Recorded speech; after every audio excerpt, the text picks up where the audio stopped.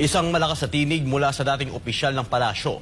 Walang ibang presidente sa kasaysayan ng bansa ang lubos na minahal ng taong bayan, lalo na ng pulis at militar, kundi si dating Pangulong Rodrigo Duterte. Ang dahilan, ang kanyang tunay na malasakit at walang kapantay na paninindigan para sa kapakanan ng mamamayan. Narito ang report ni Paul Montibon. Sa mata ng dating Presidential Legal Counsel na si Attorney Salvador Panelo, isang katotohanang hindi matututulan. Si dating Pangulong Rodrigo Duterte ang nag-iisang lider na labis na minahal at nirerespeto ng pulisya at sandatahang lakas. At nang lapastanganin siya, bakas sa pagluha ng mga opisyal at ordinaryong mamamayan ang sakit ng paglapastangan sa tao na itinuturing na ama ng bansa. Hindi katakataka yun. Hindi katakataka na umiyak yung mga yan sapagkat yan ay mga pulis natin, mga militar natin, inalagaan ni Presidente Duterte yan.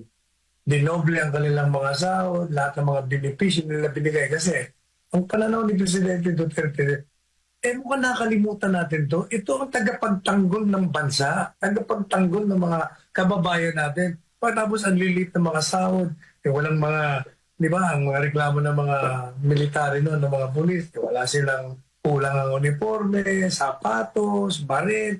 Inalagaan niya yon. Hindi lamang ito isang pangkaraniwang relasyon ng pinuno at ng kanyang mga alagad ng batas, sapagkat si Duterte hindi kailanman nakalimot kahit sa kamatayan ng isang pulis o sundalo, naroroon siya kasama ng pamilya, kasama sa luksa, kasama sa pagbibigay pugay. Siya lang ang presidente. Siya lang ang presidente, naging presidente, na sa bawat namatay na militar, pulis, nasaktan, binibisita niya sa ospital, sa bahay, lahat. Kumbaga, pinakita niya ang pagmamahal niya. Naniniwala rin si Panelo na gustuhin man ng mga pulis at sundalo na tulungan at proteksyonan si dating Pangulong Duterte ay wala silang magagawa dahil tiyak na masasakripisyo ang kanilang trabaho. Sa kabilang banda, hindi naman matatawaran ang malawakang epekto ng mga pagsubok na ito sa mga pulis at militar. Ang kanilang mga luha ay hindi lamang emosyon. Ito ay tila nagising na damdamin ng isang nagbabadyang bagyo na kailangan ng gobyernong paghandaan. Alam po ninyo, yung iyak na yan, yang simula ng iyak na yan, ang aking mensahe sa gobyerno, yan ay simula ng pagkapukaw ng kanilang damdamin upang sila ay manindigan sa ginagawa ninyong paglapastangan diyan kay Presidente Duterte.